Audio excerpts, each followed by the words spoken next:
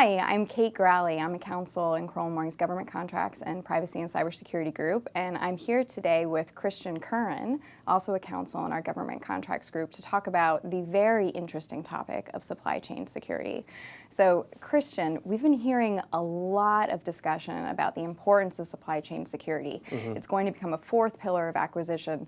Can you tell us about some of the issues that contractors are seeing and what they're doing to get ahead of it? Sure, and you're right, Kate. We've been hearing a lot about it. It's a very hot topic right now, especially in the defense space. And contractors really need to be aware of how fast this is moving and kind of where things stand right now, but also what to expect coming down the pipe here. In the fall, MITRE released a report entitled Deliver on Compromise on a study that they did in conjunction with DoD as to the state of current supply chain security. And there were a lot of recommendations out of that report that DoD is currently running with, some of which have already been partially implemented and others that are going to be implemented. And then one of the main themes of the report is that supply chain is really viewed now not just as a compliance issue, but as a procurement evaluation issue. And that's what they mean by the fourth pillar of acquisition.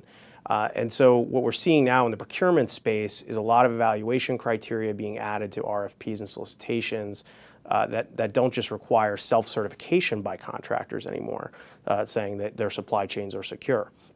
DoD is no longer going to take their word for it. So not only do you have to self-certify now, but you've got to put forward a value-add proposition to show the agency why your supply chain solution, in addition to your regular solution, is a value-added proposition that shows that you should be the winner of the procurement. So that's where things are going.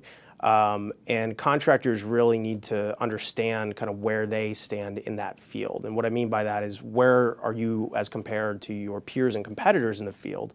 Because this is going to be a value-added discriminator, if you haven't already looked at it internally and done a self-assessment and assessed down the chain, then you're really behind.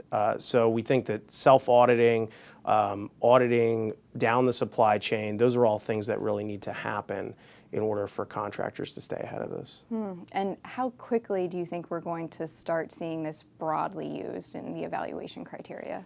So we're already seeing it. It's more and more, each year, and as the months go by here since the Deliver on Compromise report has come out. So in the past 2 years, we've seen a lot of activity in the bid protest area where protesters are challenging their technical evaluations as it relates to supply chain security and criteria, and agencies have a lot of discretion in this area. There have also been some high-profile cases in the district courts and the Court of Federal Claims dealing with supply chain security issues that contractors have faced. So it's something that's really right now at the forefront, and is just going to continue to get more and more important.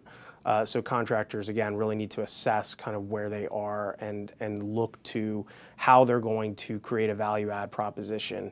And they need to be experts at their own goods and services, but now everybody's got to become an expert in supply chain security. And so we're seeing folks go to third-party organizations, bringing in auditors, things of that nature, to get there. And so if you're a company that has a supply chain, then you're not doing those types of things. That's really where you need to get to going forward. It definitely sounds like a key issue. Thanks so much, Christian. Thanks, Kate.